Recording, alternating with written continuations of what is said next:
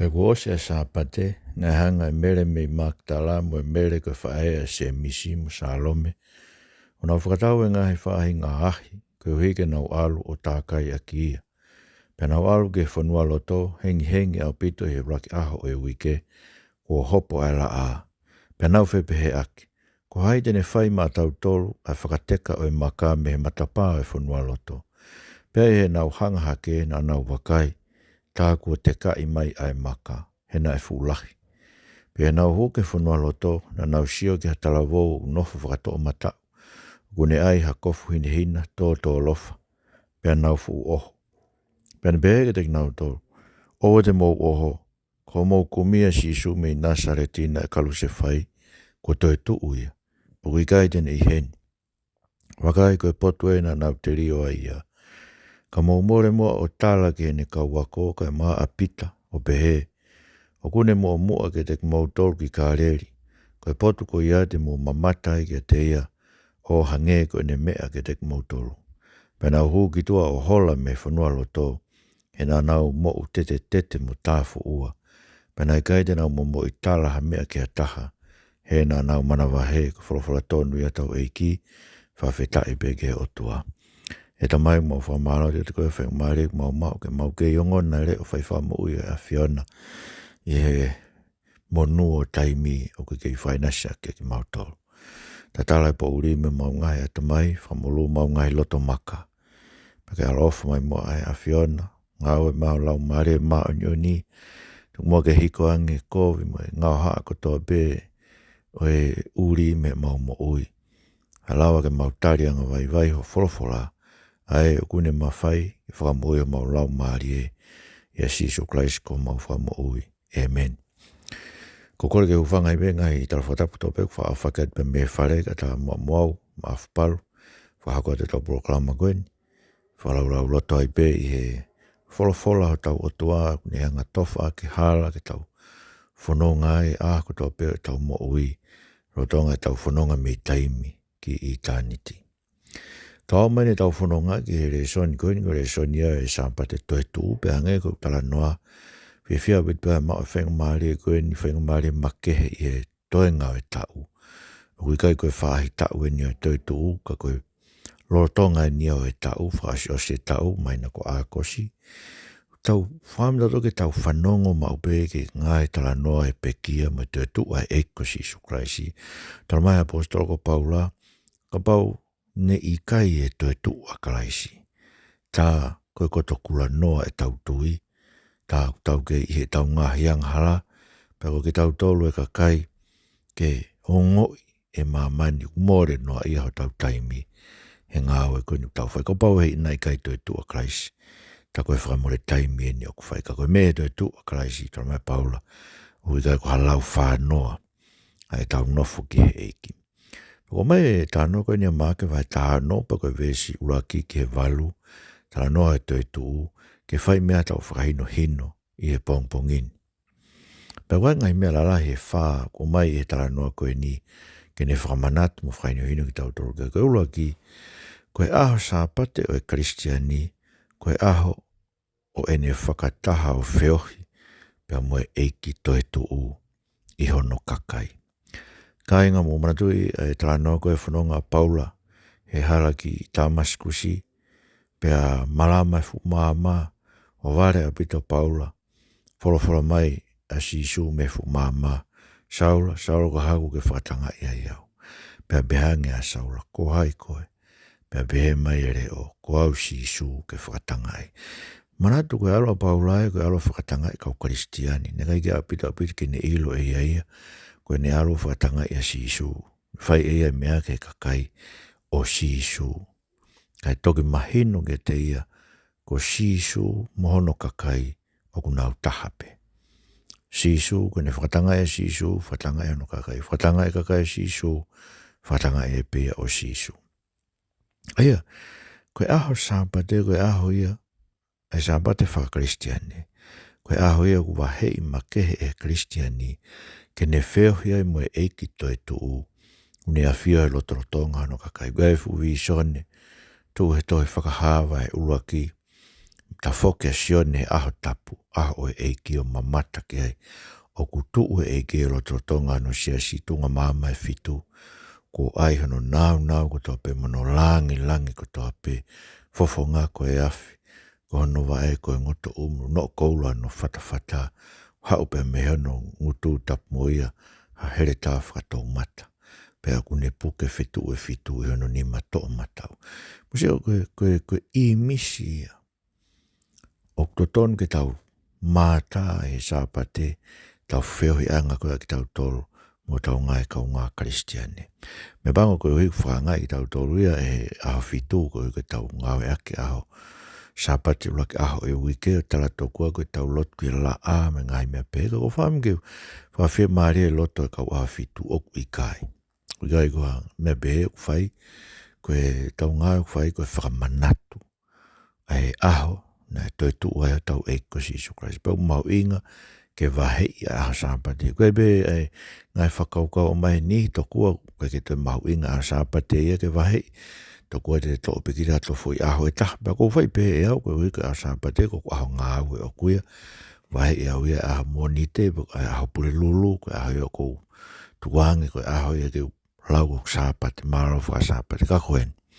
O kukei mau inga be na mai ngai mea ko ia ke kei wahei makehe ai aho sāpate ua ke aho e wike ke tau mālolo ai me tau ngai mea ko toa pe. Tau lai wai kia tau proklama kuhiri te rio e ko Sisu Christ aho hono teu ai ki tau ke mālolo. Mau inga puti ke tau ke tau ilo ngai mea koe ni. Koe aho sāpate ai sāpate aho hono fitu. Na tau lawe koe tāno koe whakawa motua koe ai ngahi uhinga lahi e ua. O ko mai he whekau e hongo fulu. Hono fuafua lau koe I e sainai. Pa mono toi lau koe e Mosese alapa moa pe. I e tohi teu talo no me wahenima. Hono fuafua lau koe e whekau e hongo fulu. Whrawhala ke si hove me sainai. Na o mai uhinga koe mālolo aho taha e wike. Koe uhi. Koe mālolo tau o tua aho taha mene ngā o whakatupu. I he tala noa koe o senesi. Mālolo me ata. Manatuk tala mai whakatek tau tolo he belu vai wha, koe ni mālolo ko ia oku uhinga ia, koe ne whakatu'u ia mālolo anga whakasāpate mo ki tau tolo ko toa pe, koe hiku anga ia, koe whaitu ia teu he o tua mai Kristiane mai tangata, ko ngauhi, whafo ou he I misio ko Sisu Christ, ke na mālolo I hono mālolo anga koe na talo no whakatu'u, I he fitu e aho, I he whakatupu. Kege, koe tala noa ke uhinga koe mahuinga I ke wahei sāpate rak aho e wike. Ko whanau peu ki ai ni unau kei tuhako malanga pe tokua ko tonu ke to'o e tapu e sāpate I tonga. Ko whaamu he ikai. Ko whaamu e puke pe tau kupa ko nistu toni koe ni e tek tau tolu. E tapu e sāpate I tonga ke ia ua tae ngata. Koe hui he mahuinga whainu ino ia fulfula ke tek tau tolu. Koe uhinga hono wa, ai koe ngata pe marolo koe ahano fitu. Uhinga hono wa, ta mwina lau tu o ua e lau I alapa moa pe, tu ue ni matakari, ai ngai matakari, tau tangata hono ua fugenia, maino ku ose tau tangata uluagia, mate I toafa toi bena Mosese.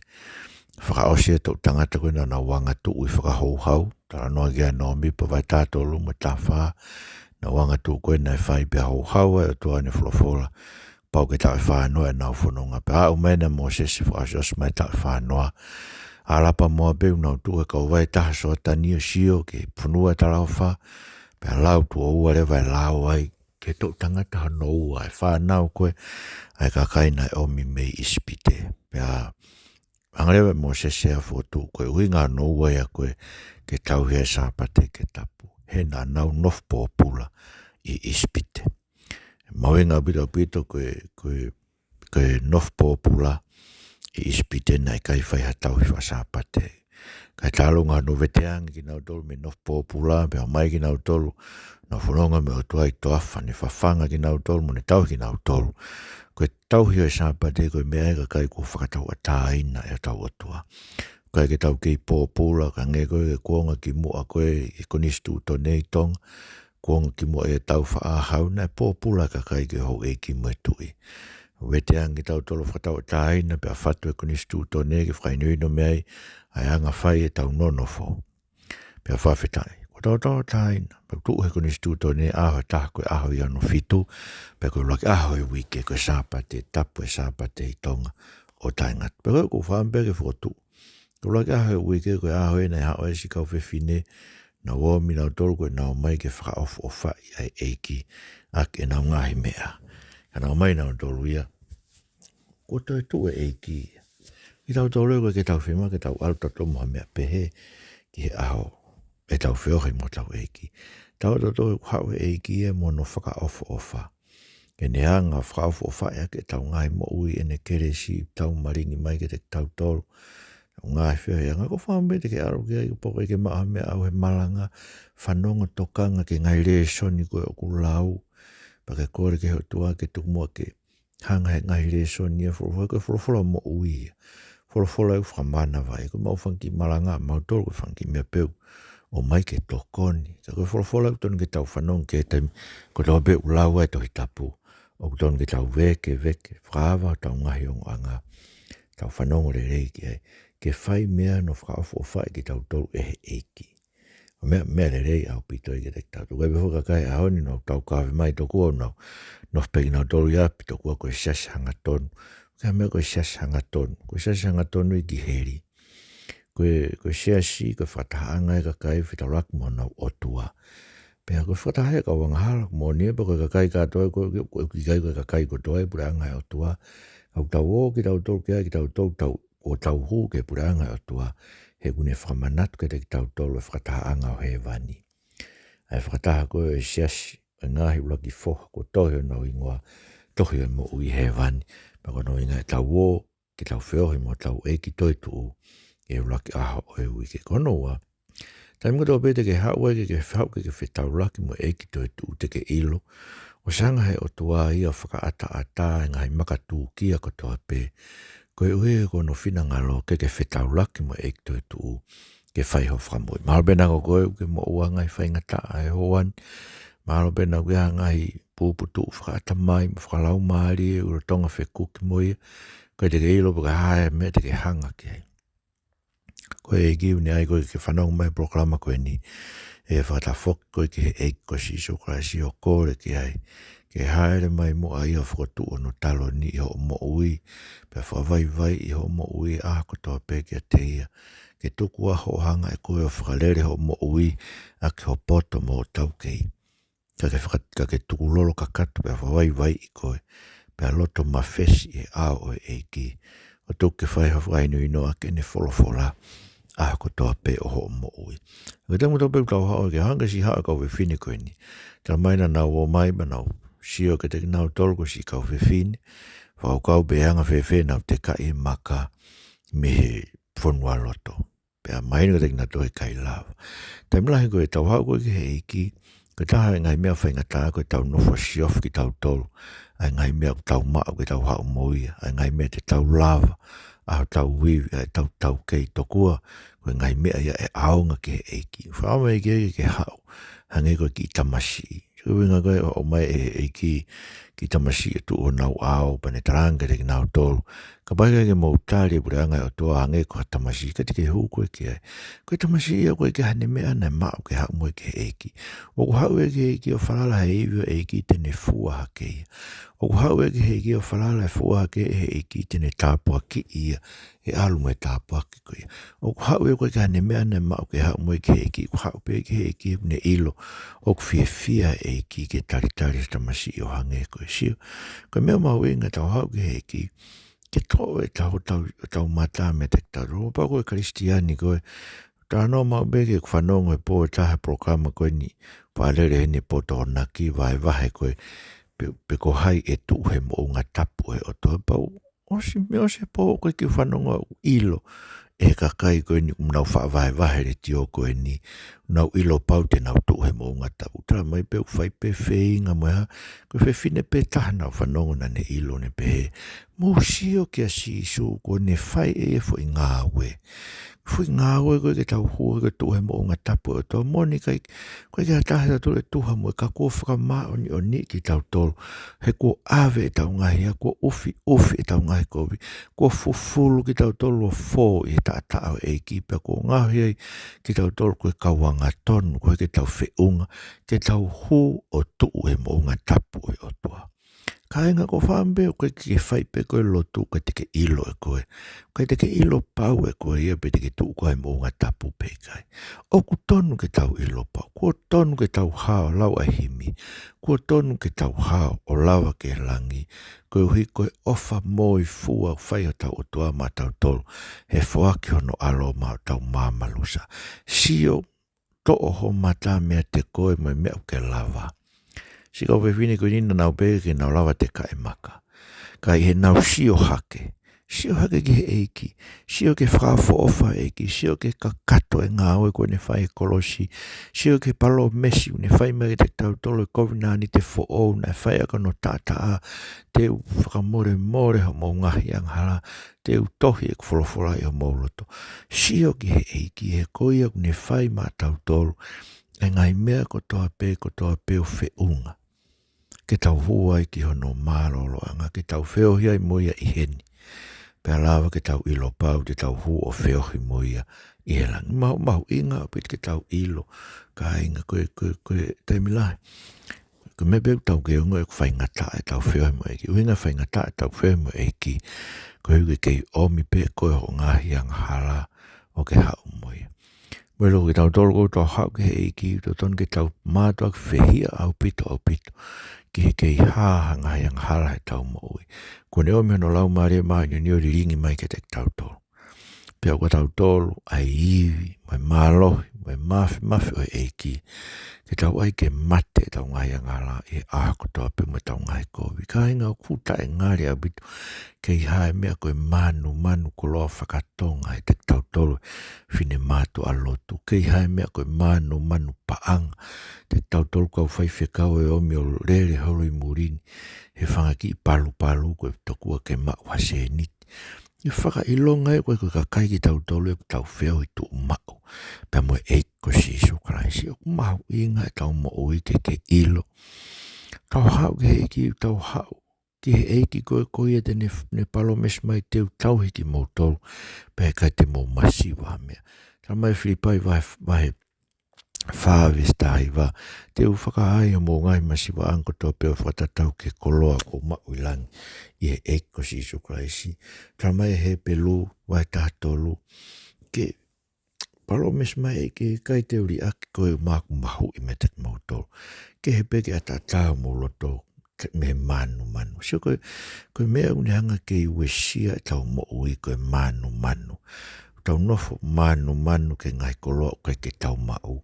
He koe ke tau whie maari he mea o mai e he eiki mā tau tolu e aho. Moe taimi ko toa pe. Kono tolu, koe meu tau ilo me heni. Muloi koe ahoni tau whiloa ki moe eiki Toetu'u. I e tala noa o ni ngāwe na e whai i kāreri. Ina huat ke he loto whanua loto pe tala mai na nga whanongo ai ki he kosperi. E koe kosperi ne maranga e tangata koe whanua loto. Eia, umana tu e whamatala paula. Koe kosperi ne kai koha mea ia na mao mea tangata. Pe koha mea na ne whakatupu e paula e kai. Koe mea ia na e omi mehe otua. E koe niso koe tangata na e omi mehe otua e whanua loto. Koe ia une fofua maranga e kosperi. O whanong kia kau whewhine. Ko ho mou kumia Sisu mei Nasaretina e kalu se whai. Ko Toetu'u ia. Ui kai dine i heni. Wakai koe potu e na anau te rio ai ia. Koe kosperi ia. Hangarewa e Paula wharea e na e pekia kalaisi. Ko higa tau ngahi ang hala. Rakurin tōwa e tahani mai vestolu mai wha. O whakatatau ke toi tapu. Na e te rio ia. Rea koe tangatau pe wakai koe potu e na anau te rio ai ia. Pea nāne Toetu'u i ono ahtolu whakatatau.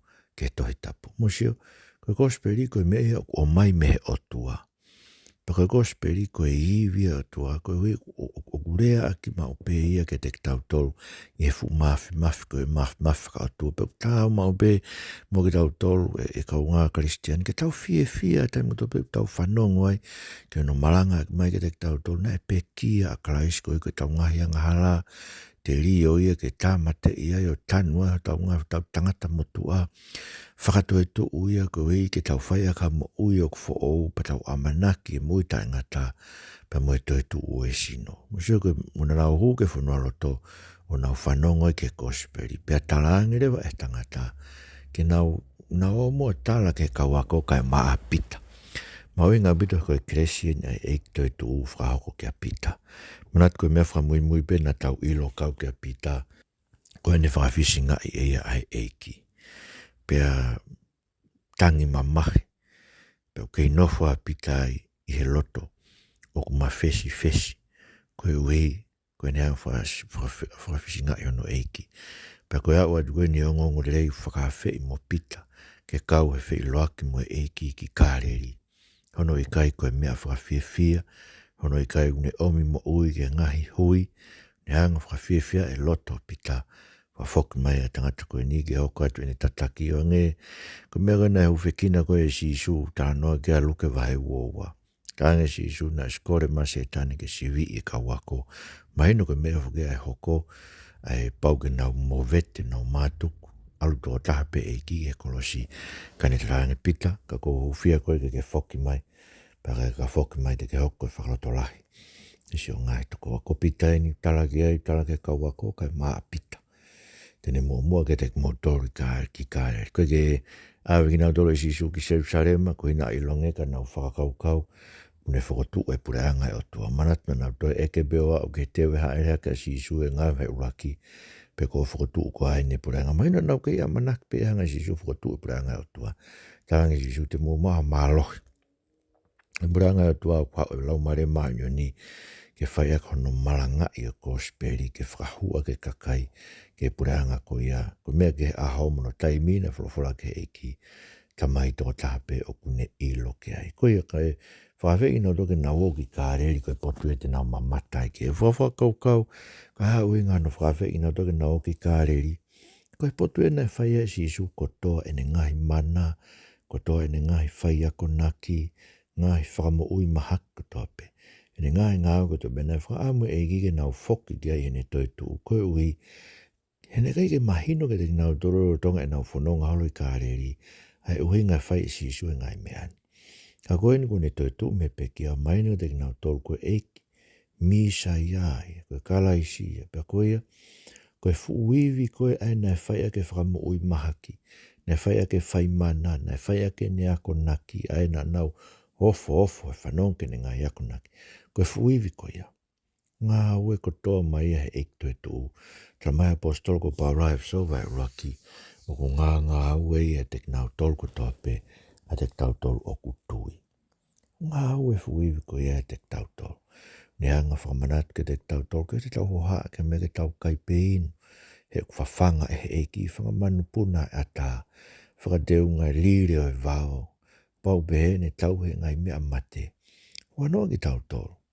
Tramai ke tau mana wahe, ke ngahi whakatanga, na mo tau ngahi tuoni lo ulu, kune o si lau whakalau te lau ke himi, si o ofa a ngae tangata lotu toi tapu, o ke lama pe mea no topu wa e, oa o ki hono lau, ne lama, ne toka ngai, ne le ohi, ko ingai fu iria lama. Aia, ko mea mahu inga abito e ka inga ke te tau tolu ke tau ilo, o tau whetau laki, mo e fu wiwi, mo e fu mawhai o e Toetu'u e ahoni. I he tala noa o e ngahi gospeli. Mo mna tue mena whai koe na hako koe alo a pita o tala noa e gospeli. Ko fui tala noa e gospeli, ena alo whai e whare o kori niusi. Ha e holo a Sisu, veteange kakai, iwi o setane, whai ngai mana keke, pia naukalu se whai e teri o pia Toetu'u, ha holo, pene wholofola, mo o maranga ki gospeli, tramai tene haere haki tene tue whokma whakamau, ka kohia o heno hua wha e whai e, ai whamore ang hala ma ki tau tolu nuku tope. Lotonga bene ke ire aki fu itala noa gospeli, hifo e lau maare ma onioni. Ko hui ko mea umahu enge tau ilo, koe tala noa e gospeli, tala noa koe ni ngai na whai kāreri, koe tala noa e uiringi mai lau mare maa oni oi otua, ke te tau tō whambe o mō tōlu mō laue, o ku mō whaiho mō ngai lot wha whamiri, ko kai kia hare sonde mō lau, he aho mō lau hoko hoko e ngai gospeli, lau me wahe ulako mātiu, hau hoko hoko ai, lau wahe ulaki e poni, lau wahe ua pong pong, lau behei pe ko hui ke tau whetau laki mo ek Toetu'u, he tau whetau laki mo ek Toetu'u ai, i ngai tala noa o e gospeli, ngai tala noa e omia e lau maari o eiki, o riringi mai kia te tau tolu hono ko tope, ko me wao si rewa, mea i hono whaa, vewe koe tau tari rei taha ke gospeli, ai ongo le rei koe o ene Toetu'u me pekia, ko e tau mana wahe ki o tau otoa. Se mena hoka ki nau tolu, ne tamai na nau mo tāfu ua, nei kai te nau mo i talaha mea ki a taha, he nā nau mana wahe. Kainga koe whahinga tāri ia, koe whahinga ongo ia uton ke haa he tau mo ui, he tau whanongo, ka ku tau tāri gospeli o eko Sisu Krasi, o ku tau ke whai tau mo ui mai mana wahe.